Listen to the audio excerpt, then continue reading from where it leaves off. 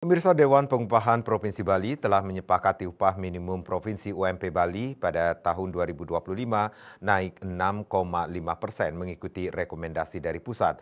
UMP Bali akan menjadi Rp2.996.560,68 pada tahun depan.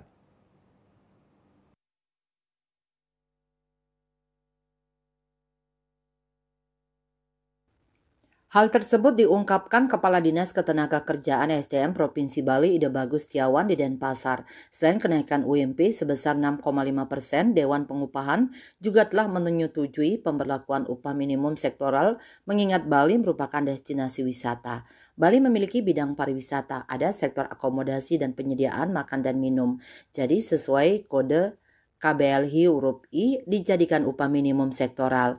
Kenaikan 8,5% dari UMP 2024. Ia menekankan hal tersebut baru rekomendasi dari Dewan Pengupahan Provinsi belum diproses melalui prosedur yang berlaku. UMP Bali tahun 2024 sebesar Rp2.813.672.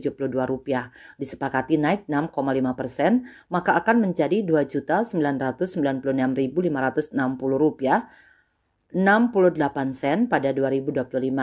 Nanti angka ini akan diusulkan dulu ke PJ Gubernur Bali untuk ditindaklanjuti.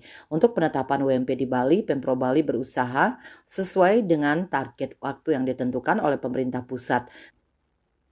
Kemudian inline dengan Permenaker nomor 16 tahun 2024 dalam sidang minggu lalu yakni pada hari Jumat dan Senin yang dihadiri oleh Serikat Pekerja unsur organisasi pengusaha termasuk unsur pemerintah daerah dapat bermusyawarah mufakat untuk sepakat. Sementara untuk UMK yang ada di kabupaten kota di Bali, Setiawan menjelaskan telah melakukan monitoring di mana kabupaten kota telah mendapatkan arahan dari Mendagri dan telah berproses. Terdapat 4 kabupaten yang bisa menetapkan UMK di antaranya Badung, Denpasar, Tabanan, dan Gianyar. Widya Stuti, Bisnis Bali melaporkan.